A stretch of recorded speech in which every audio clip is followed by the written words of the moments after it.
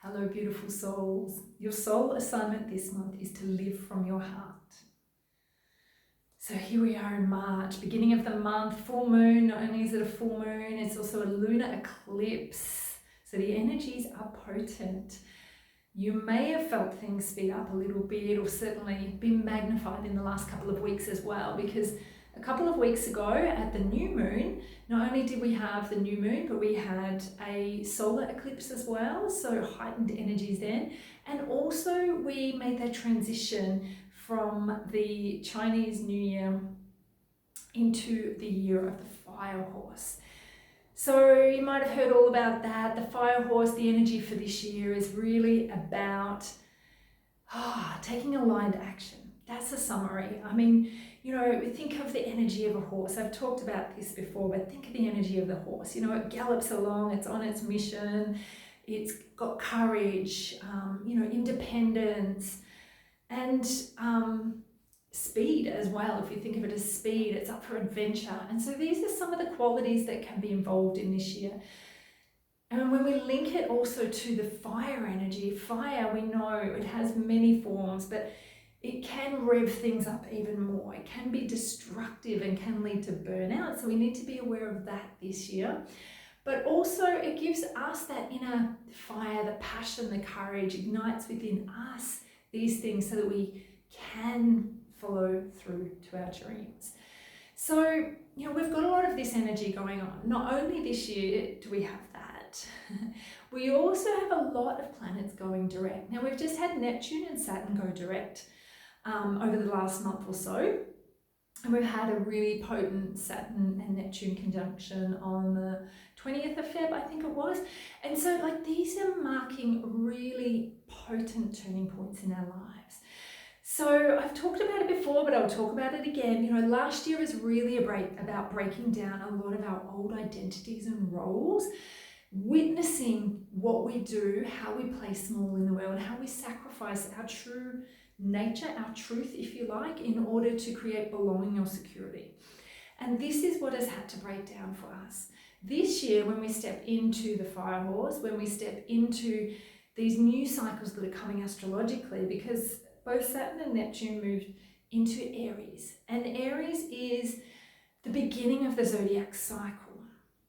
So we have a whole bunch of other planets. I'm just going to check my notes because there's a lot. We're moving into Aries this year. So we have Mars, we have Mercury, and we also have Venus going into Aries just up until April, end of April. So, you know, don't be surprised if things suddenly speed up a bit, because Aries is known as the spiritual warrior. And I guess on that shadow perspective, he can go launching into things without really being discerning about whether this is the right thing to launch into. You know, it can be that really focused will, over-focused will, and just charge in, doesn't care who he disrupts or knocks down along the way. You know, he's just on his personal mission. You know, even the damage to his own self, he doesn't really think about.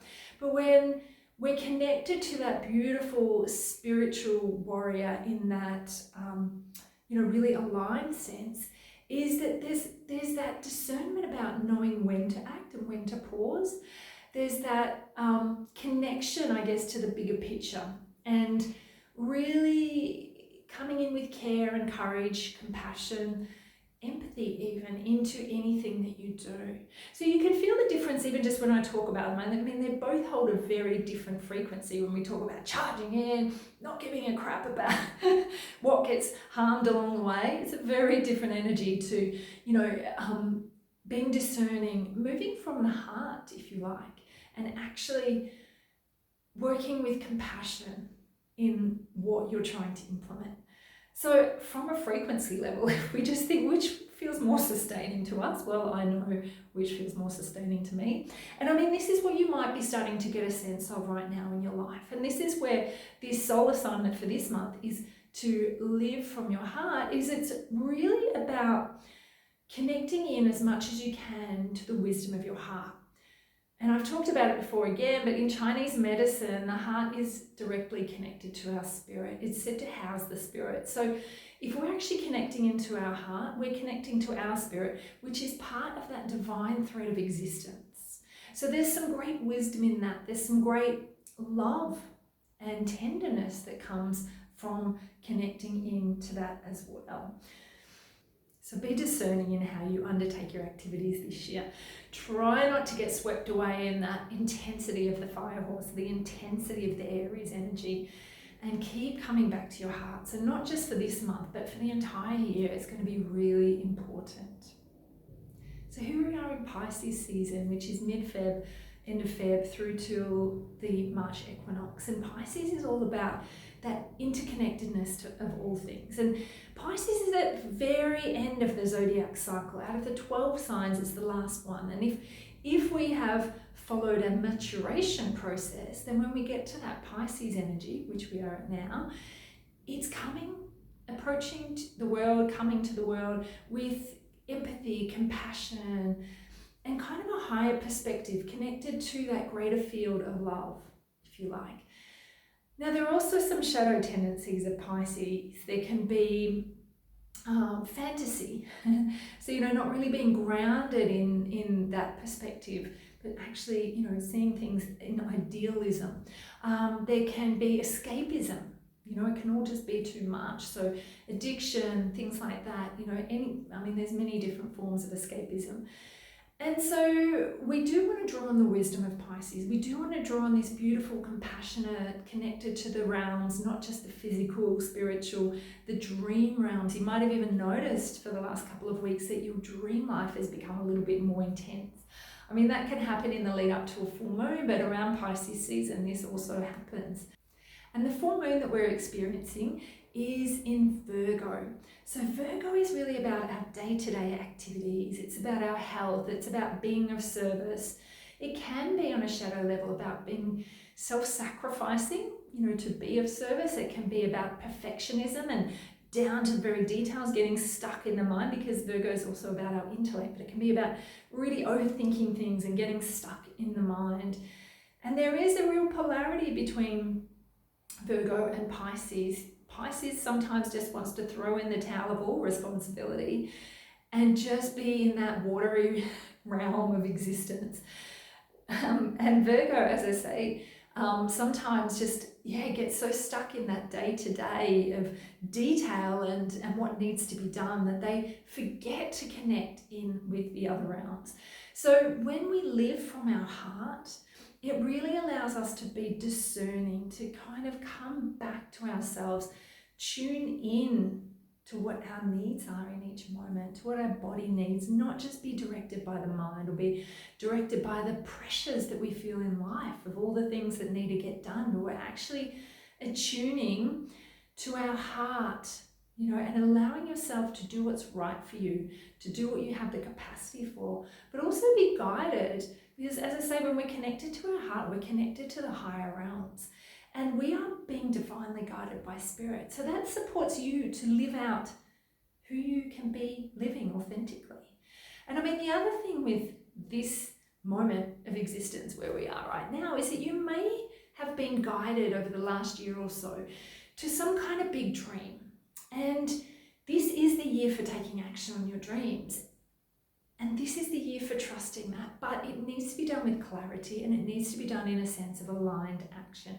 And the only way that we can truly be in that aligned action state, especially with this energy of the fire horse and wants to go charging ahead, is really to be connected to our heart. So let's do a little practice that will connect us to our heart a little bit here. So we're going to work with two different acupoints. One is right in our sternum here, and if you come to the bottom of your sternum, that's the hard bone, the center of the chest there, come to the bottom of your sternum, so where the ribs meet at the bottom there, and if you go roughly your finger width up to that section there, and just placing your fingers here, and this is a connection that directly relates to the pericardium, which is the protective muscle around the heart. So if our pericardium is switched on and contracted, then we're going to lose access to our heart directly. We're going to be in a state of closure and contraction, perhaps a little bit of this. Interestingly, the pericardium meridian ends on this point. I love that connection. but that aside, realistically, we want our pericardium not to be in a state of contraction. It creates tension in our body, it creates tension, resentment in our mind, in our heart. So this supports the opening of our heart. And then the other point we want to work with is gallbladder 5, which is basically directly in your temple. Now I'm going to invite you could do it either side, but the energy I'm feeling is to use your left hand to touch the left temple, that gallbladder 5, and your right hand to touch your pericardium point here. And so this point on our temple helps connect you to your inner wisdom, helps connect you to the upper realms, if you like, of spirit as well. So it kind of calms the mind and supports you connecting into something beyond the mind, that greater connection of spirit. And so linked with the pericardium point here, we're helping to relax our pericardium. That supports that gentle opening of your heart and that connection to your inner wisdom of your heart. So just gently holding, you don't want to put too much pressure on these points, but just gently holding this point at your temple and this point on your chest, and taking a few slow, steady breaths and just connecting into your inner wisdom. Just allowing your heart to gently open, connecting into your heart. And look, the only true way to take aligned action and to make your choices wisely, if you like, is, I believe, about being really clear on your values. And so let's consider for a moment, if you make a choice or if someone treats you in a way that goes against your values, and that values are ultimately what matter to you, then that's where we can hit on resentment. And this is, I believe, what we've been witnessing over the past year, is where we have not perhaps been acting in alignment with our values. So just consider for a moment, while you're tapped into your inner wisdom and you're connected to your heart here, what are your 3 top values? The 3 top values that you've noticed based on the last couple of years, what you've witnessed. What are the 3 top values for you in your life at the moment? You know, this could range to anything from honesty, open communication, it could be respect, loyalty, commitment, it could be personal responsibility. There's a whole range of different values. And I mean, just to name it, what's important to me is honesty, authenticity. I'm trying to think of the third one, so just pick 2 if that's all you can think of. I'm sure I've got another one, but I'm on camera here, under pressure.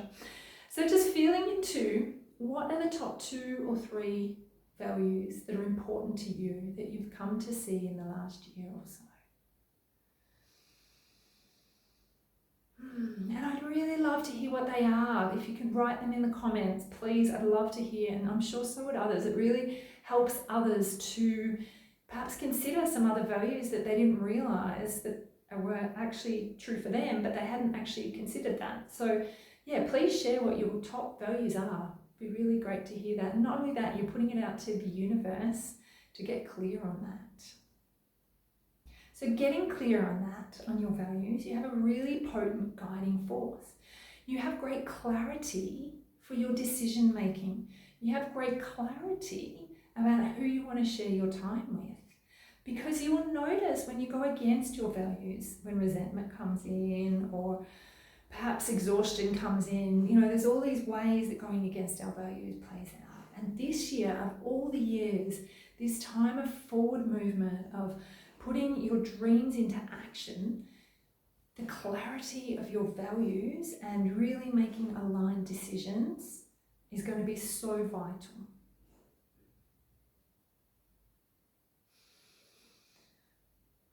So this will support you moving forward.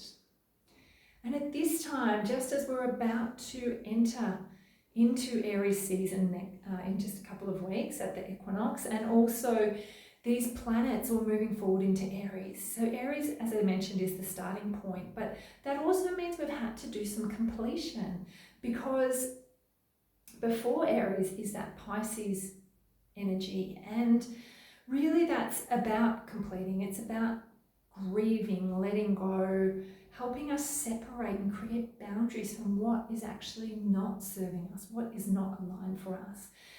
And, you know, we do need to honor that completion. So you can release that there.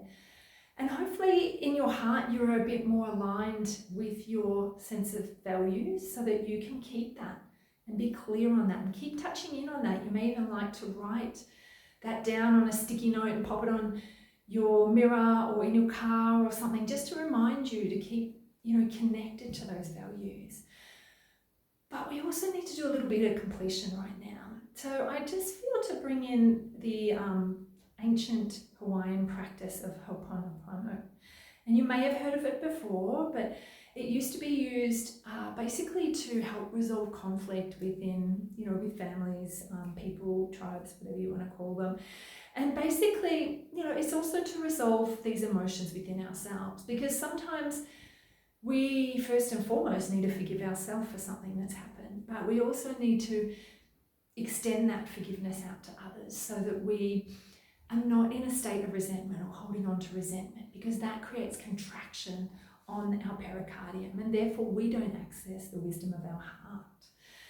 So the practice of Ho'oponopono is basically, it's just a few simple words. So you can repeat after me and just keeping that attention in your heart. You can even continue to do this if this one feels comfortable for you. You can keep your attention on someone or something that's happened in the last couple of years that perhaps, you know, has really kept your attention on it for too long. And this is just a way to support the completion of this. It's a way to help you resolve and really, I guess, put it behind you so that you can move forward aligned with those values and the dreams that lie ahead of you.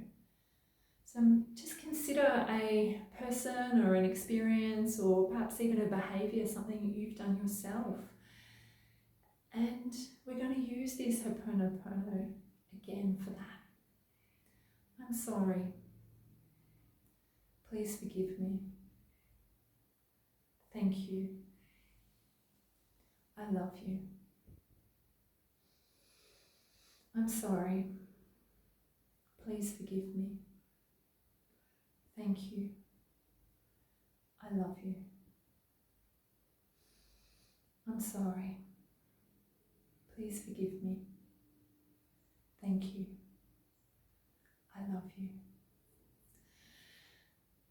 So not only will this support you to release the past, you know, it's in the past, you don't need it anymore. It's time to jump on the horse, to get ready for full steam ahead this year, but with aligned action and with aligning with your values. So this is living from your heart. So whatever you can do this month to align with your heart, to align with your values, to take that aligned action is going to set you up to actually manifest your dreams. And remember, this doesn't always mean actually taking action. The action that you might need to take is rest and replenishment. That might be the correct action for you. But the only way that you can actually really know that is to stay tuned to this. So wishing you so many blessings at this full moon, at this eclipse, and may you live from your heart.